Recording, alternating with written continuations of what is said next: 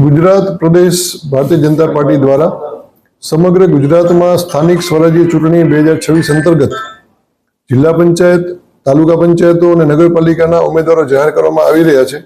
જે અંતર્ગત દ્વારકા જિલ્લાની 22 જિલ્લા પંચાયત સીટ છે અને ખંભાળિયા તાલુકા પંચાયત, ભાણવડ તાલુકા પંચાયત, દ્વારકા તાલુકા પંચાયત અને કલ્યાણ તાલુકા પંચાયતની કુલ 80 બેઠકો. ખંભાળિયા નગરપાલિકા નવા સીમાંકન બાદ કુલ 9 વોર્ડની 36 બેઠકો, રાવલ નગરપાલિકાની 6 વોર્ડની 24 બેઠકો, આમ કરી કુલ 162 ઉમેદવારોની યાદી ગઈકાલે ગુજરાત પ્રદેશ ભારતીય જનતા પાર્ટીના અધ્યક્ષ પ્રદેશ પાર્લામેન્ટરી બોર્ડ દ્વારા નક્કી થયેલા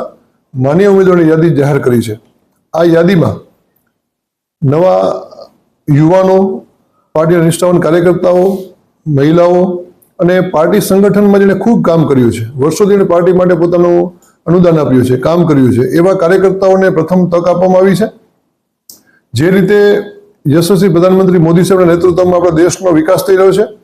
વિશ્વમાં આપણા દેશનું નામ થઈ રહ્યું છે અને ભારતીય જનતા પાર્ટીની વિચારધારા મુજબ જે રીતે કાર્યકર્તાઓ કામ કરી રહ્યા છે, ગુજરાતમાં પણ આપણા માનનીય મુખ્યમંત્રી ભૂપેન્દ્રભાઈ પટેલ અને પ્રદેશ અધ્યક્ષ જગદીશભાઈ વિશ્વકર્મા દ્વારા જે રીતે ગુજરાતનો વિકાસ થઈ રહ્યો છે, પાર્ટી દ્વારા કામ કરવામાં આવી રહ્યું છે, એ પ્રકારે દ્વારકા જિલ્લામાં પણ જે જાહેર થયેલા જિલ્લા પંચાયતના, તાલુકા પંચાયતના, પાલિકાના જે સ્વચ્છ છબી ધરાવતા ઉમેદવારો છે, એ ચોક્કસપણે સ્પષ્ટ બહુમતીથી અને પ્રચંડ વિજયથી દ્વારકા જિલ્લામાં પણ દરેક સંસ્થાઓમાં, જિલ્લા પંચાયત, ચારે તાલુકા પંચાયત અને બંને નગરપાલિકાઓમાં સ્પષ્ટ બહુમતીથી પાર્ટીના ઉમેદવારો ચોક્કસપણે ચૂંટાઈ આવશે એવો વિશ્વાસ વ્યક્ત કરું છું.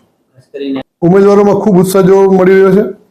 ગઈકાલે અને આજે દ્વારકા, કલ્યાણપુરમાં ખૂબ મોટી સંખ્યામાં ઉમેદવારો પોતાના